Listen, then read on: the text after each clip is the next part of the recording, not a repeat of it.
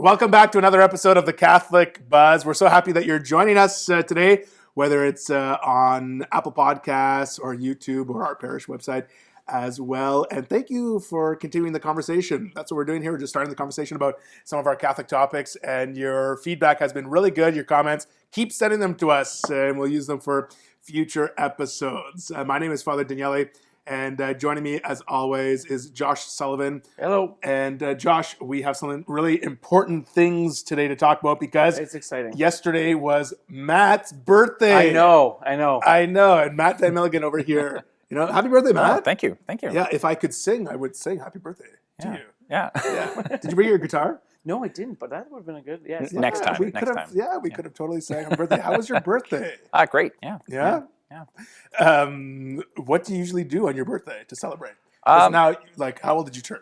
50-some? 52? He is the oldest one at the table. I'm just going to point out. I turned 38. Poor Matt. Yeah, 38. poor Matt. Not even on your birthday, I can't stop bugging you. Yeah, no. I deserve it. So, what do you like to do on your birthday? Are you a big birthday celebrator? No, I don't usually like big parties or big affairs. I like, usually having a nice dinner and maybe a nice scotch with it. And, that's good. That's good enough for me. That's excellent. So if anyone's listening out there and wants to send scotch to Matt, please, by all means. Yeah. Care of the Catholic Buzz. Yeah, exactly. And you have to share. You have to share whatever you Will get. do. Yeah. Summer, we're in the middle of July, summer's going along and Crazy. Things I think are going well. It's going by fast. Yeah. Okay? Yeah. I know it's not like the summer people dreamed of, but it's kind of going by fast. Yeah, and it's going to be interesting too. I mean, we're in the middle of trying to figure out moving houses. And so August 1st we move. That's a big deal for us, and we're trying to figure out, we're living at the cottage until then. So we're camping, enjoying the summer. I don't know how life's going to look in August. That's going to be crazy. I don't know because we're moving and everything. Yeah. I don't know if anybody knows though, with COVID and everything. Right. We never know. We can only plan a week to 2 weeks to 3 weeks ahead. And then even with that, it's whenever I make a plan, I say, okay, well, maybe with COVID, you never know. It might not happen. It's too bad that we couldn't see into the future. I know. Right? Really. Yeah, really. If If only there was a way. If only there was a way. That was good segue. Effortless. Yes, I know. It just happened so smoothly, And we didn't practice that. No, not at all.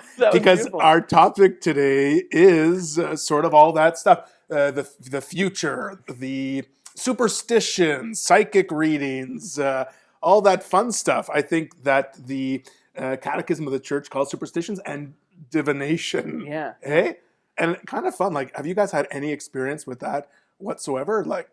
I know I used to read my horoscope back when I was a teenager. I used to read my horoscope all the time, even in my young 20s. But then I discovered that the church has says not to read your horoscope, or not to rely on your horoscope. Don't read them. And I stopped. I didn't know up until that point. I didn't know.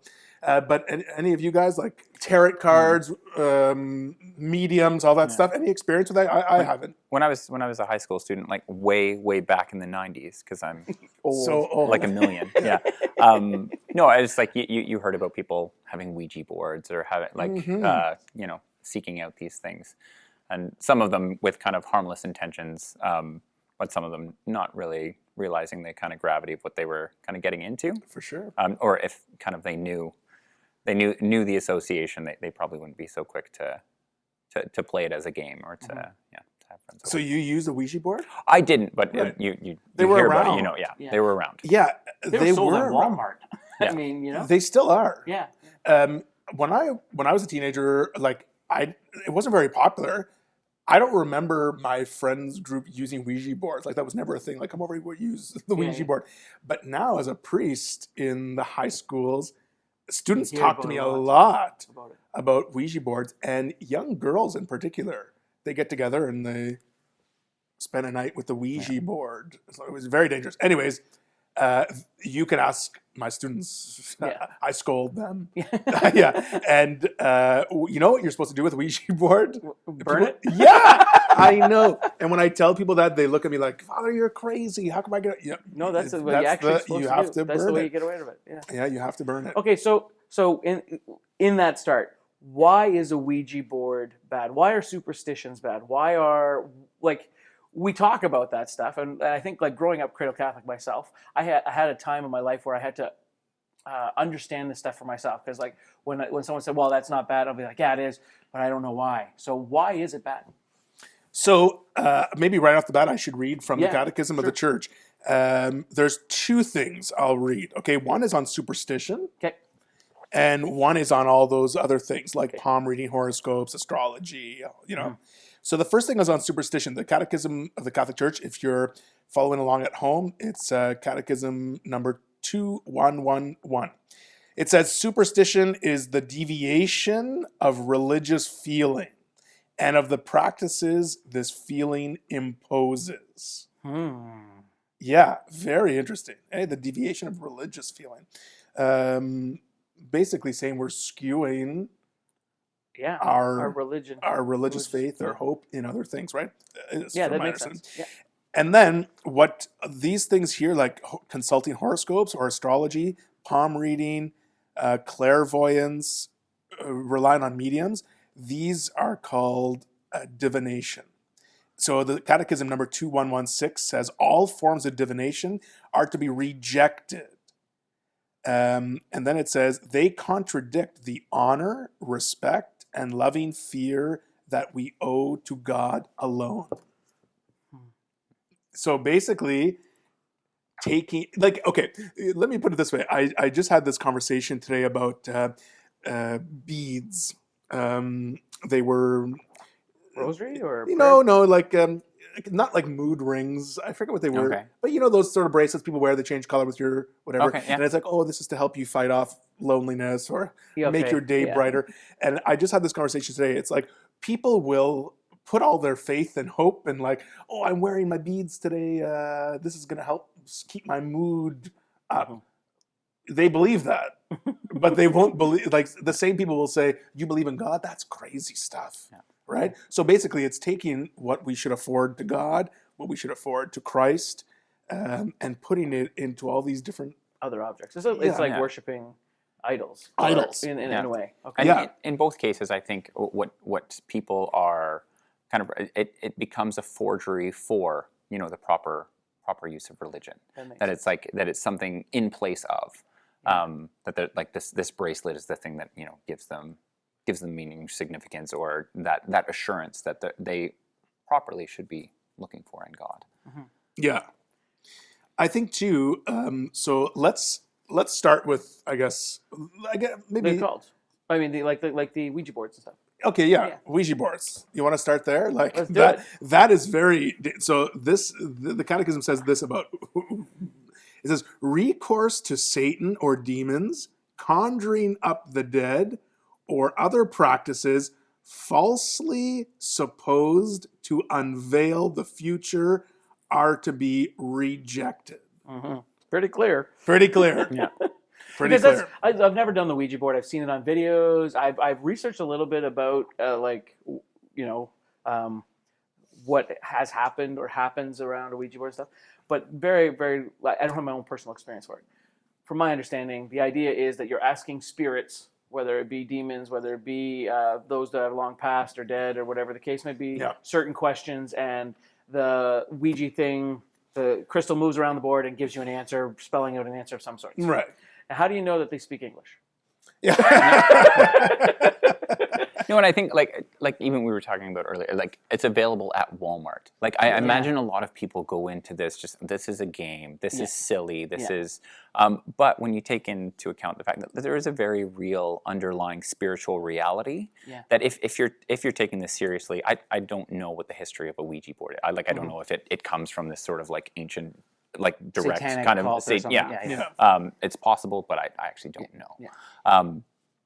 That like you can have people coming towards even horoscopes or whatever. This is entertainment. This is something that's kind of innocuous, but I think when we take into account that there's a real underlying spiritual reality, and as Catholics especially, we need to be kind of mindful of that and on our guard against things that Yeah, and I think people do see it as entertainment, right? Like any of those things, tarot cards or mediums. I'm sure I once visited New Orleans, Louisiana, It's a place that's very, Yeah. there's a lot available in terms of psychic readings or tarot cards or Yeah. all that sort of. I don't know if black magic's the right Word, word for it, but that's voodoo that stuff. kind of Yeah. yeah. It's very popular in New Orleans, right? And that's what most people were doing. It was just kind of like a thing to do while you were there. Like, go check out the museum, check out this, and stop for a tarot card reading. It becomes part of the culture. It becomes part of the culture, right? And so I don't think some people might not know that it's wrong, No, right? And why exactly is psychic readings or palm readings, tarot card, like anything that's supposed to unveil your future, why is that wrong according to the Catholic Church? I'll throw it out there. That's a good question. Yeah, because and that's what I want to show. Like most people don't know why, right? And then is there a level of wrongness, if that makes sense, like fortune cookies? I get one at the end of my meal. I read them all the time. Yeah, you know what I mean. So exactly. So that's where where does it become wrong, or why is it wrong? Well, okay. On that, since you mentioned delicious Chinese food, and if you guys aren't doing anything after, maybe we can. I'm just kidding. But fortune cookies are. Have you read a fortune cookie recently? Yeah, they're not even fortunes anymore. No, anymore. Like I think the last one that I read was like, you are enthusiastic about all things. That's not a fortune. Yeah. It's just like an observation. Yeah, it's an observation cookie. You know what I mean? But you're right. Did you get your observation cookie? Yeah. So why we're back to why is psychic readings, tarots, mediums? Why is that wrong? Yeah. Because some people don't understand, and the reason that it's wrong is because we're closing the door for God to reveal Himself to us in our life, right? And we're opening the door to exterior things, external things to direct our path. Only God directs our path, right? Only God has set us out on this journey of life. Should. And a psychic reading or a tarot card reading or palm reading, it sometimes throws people off the normal course of their life. Like if a psychic was to tell you that somebody in blue is going to give me words of wisdom today, right? Then I'm going to look for someone in blue. Right. So now that's your new focus. Yeah. And things that God might be placing in front of you as for things you might be praying with, ignored now because of your new, maybe when you step out on the street, you're going to get hit by a car. Yeah. Well, now for the rest of you're never going to step out on the street, or so your life will change as a result of following these psychic readings, and we're only supposed to give that hope, that trust to God alone. And the knowledge of the future. The knowledge of the future to God. And that's not to say, I want to be clear, people do have the gift of prophecy. I believe that. It's part of our tradition. Yeah. Saints, prophets in our history, even in our recent history, there have been prophets and people who have talked about the future. Now, it's okay. We as Catholics believe that that's possible. Yeah. That's basically what happened in our faith for thousands of years, right up in our even to our Jewish ancestry.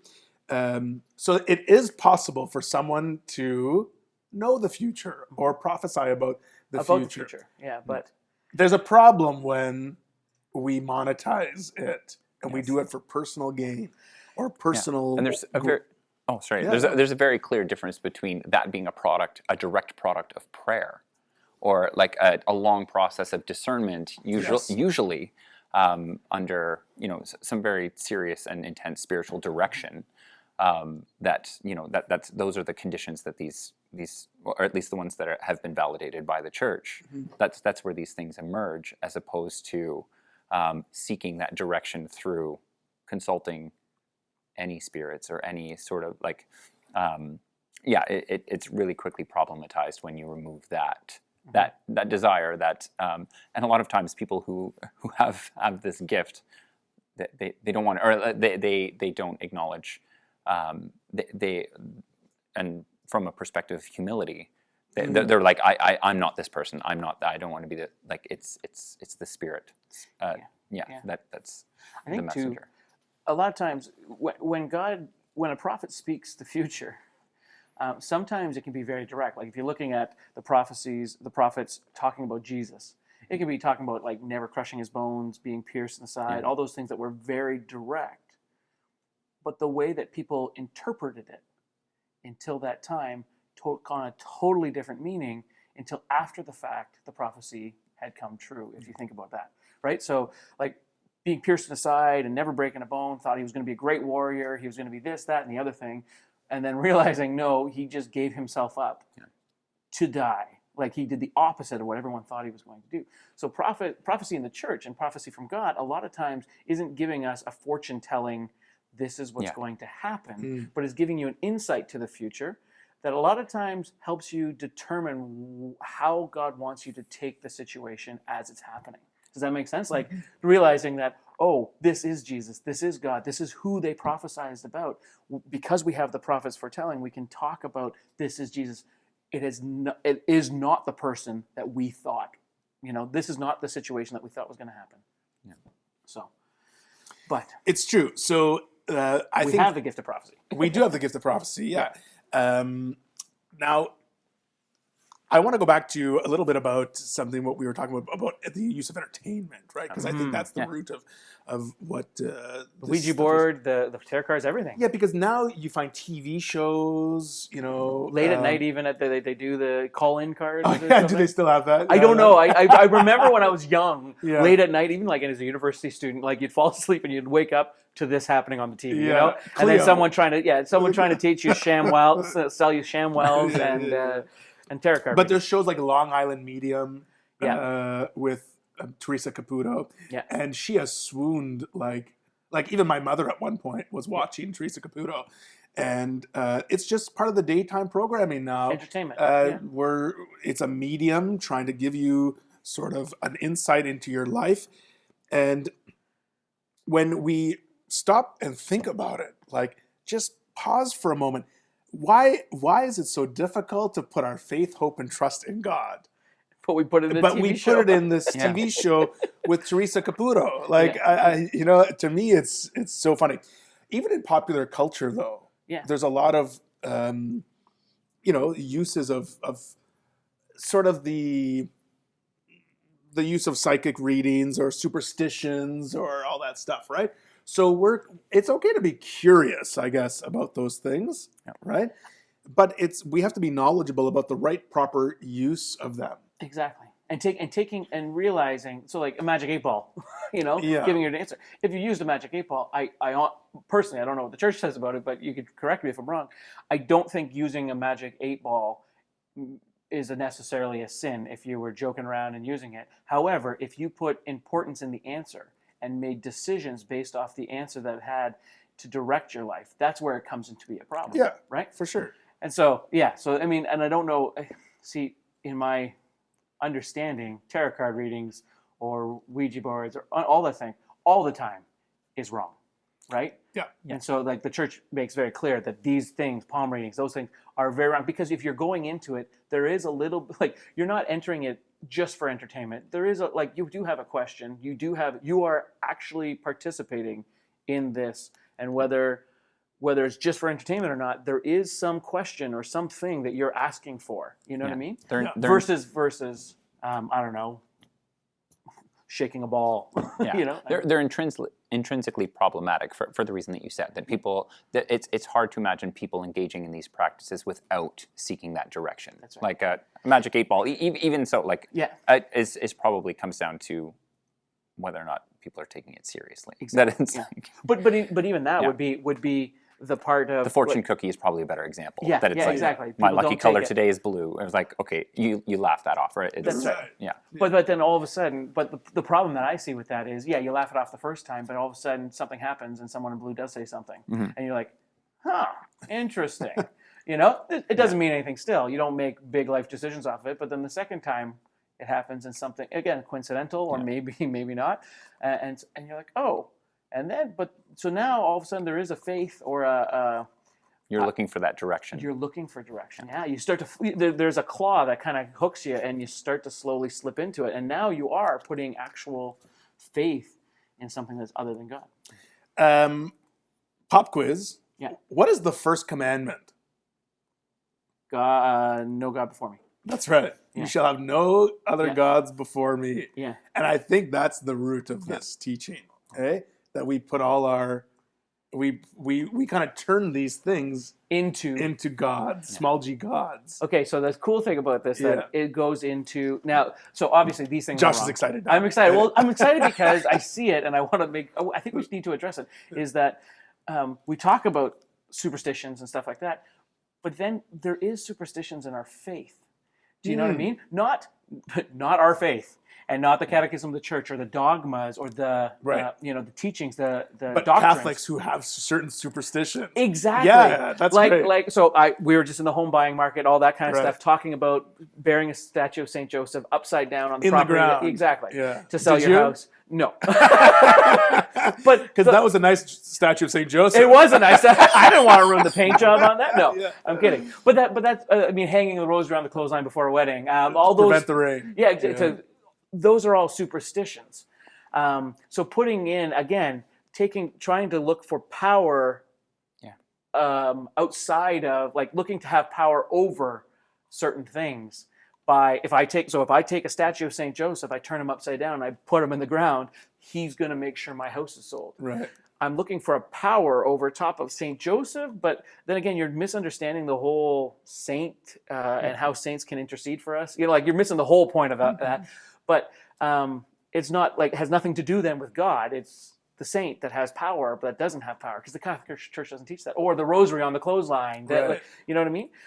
I thought that was the only thing. I thought that was the thing only Italians did. No, that's that's the thing. Right? I think it's something that just kind of slowly, superstitions specifically, become traditions and become become. Well, I think What were you saying about New Orleans? Like superstitions can find their way into any culture, and there are even like legitimate practices of the church that people can do superstitiously. An example is something like a scapular or something. I read an article by the head of the lay organization of one of the scapular organizations saying, like, if you're wearing this as an amulet, as a good luck charm, as a whatever, ward off evil, don't because this this is a legitimate practice of the church, and it is a good thing to do. But there are good things that you can do with a superstitious motivation, that if you're just in it for kind of the promises and you're not taking seriously, all of the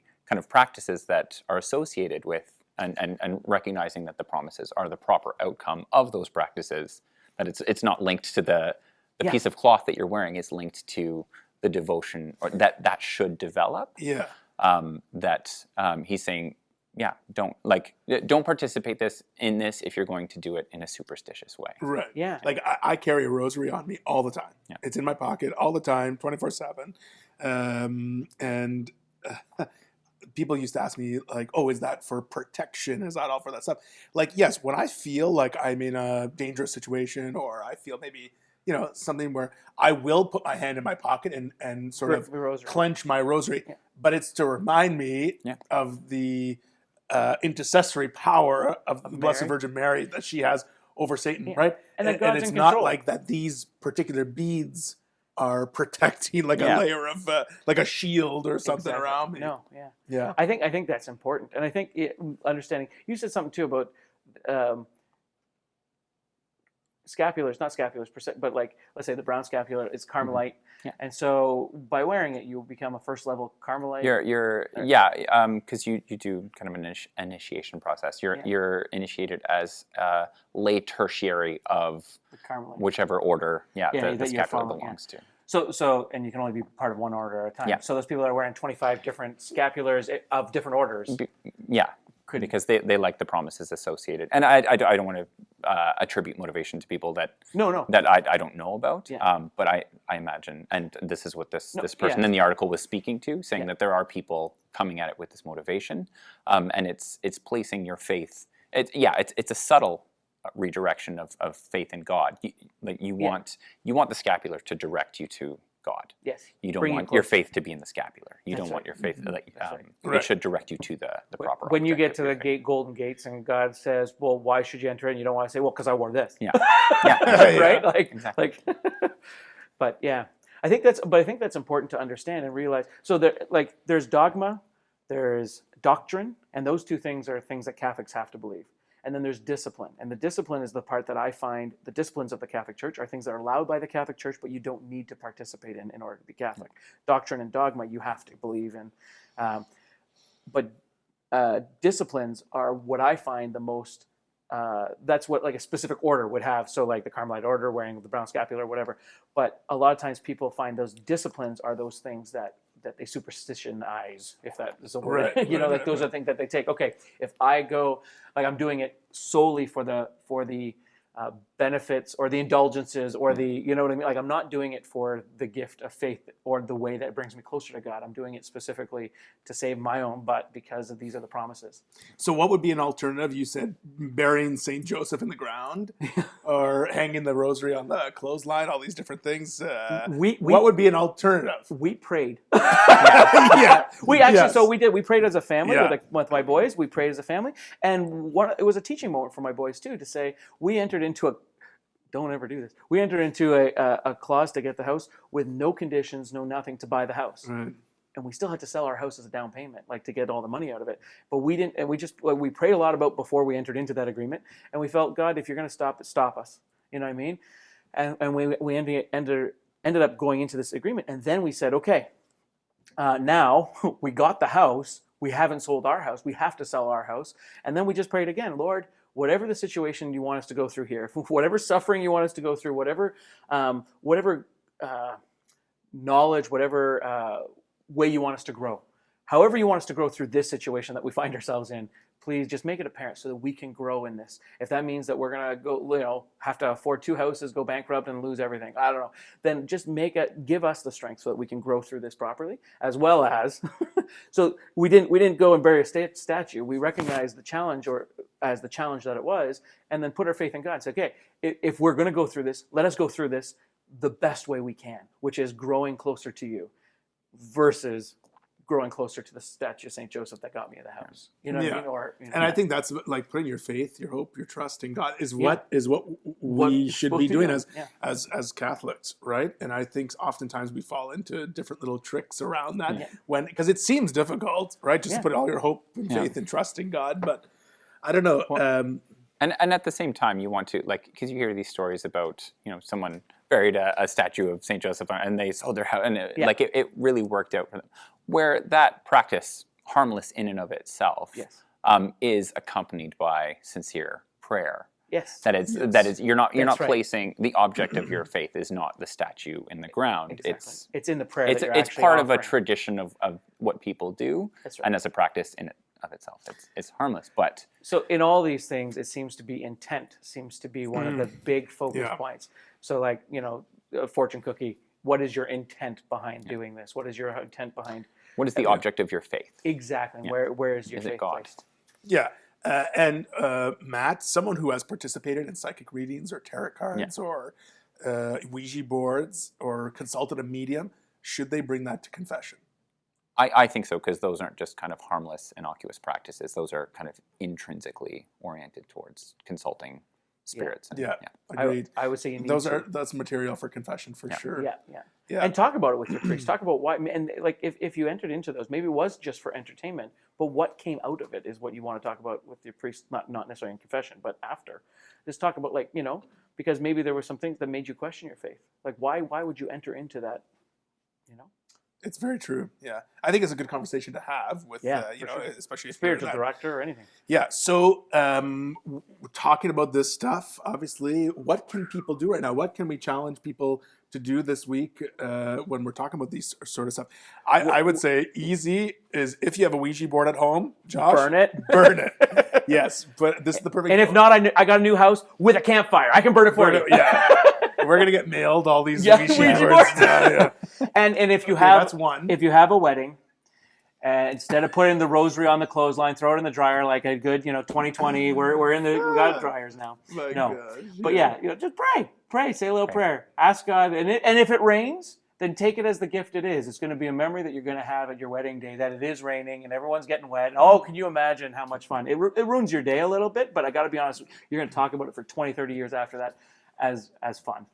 Yeah, and I would suggest, if you're someone who regularly consults horoscopes, If maybe you go for Stop. a palm reading or a psychic reading or whatever it might be, to stop. Yeah. To stop now.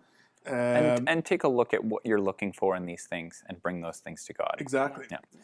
And also to recognize in your life certain superstitions, eh? Mhm. Yeah. Certain situations come up, your behavior is very superstitious. Yeah. And maybe because they're part of your regular...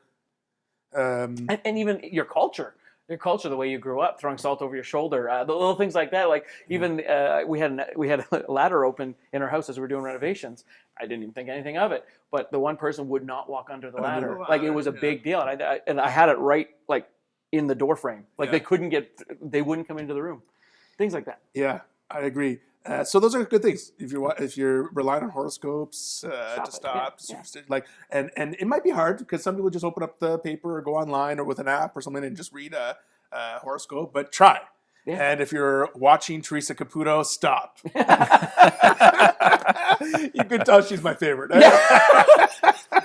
I think, and bring those concerns, like we said, to a priest, specifically a priest, if not a spiritual director, but someone. I'm going to say with the knowledge of the church. So I'm going to say priest first and then a spiritual director. Does that make sense? Yeah.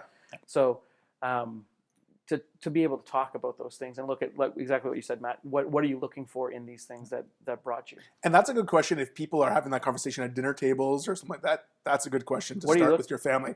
Why are you using these things? What exactly is it that you're looking for? People most of the time would just be like, I don't know. Yeah.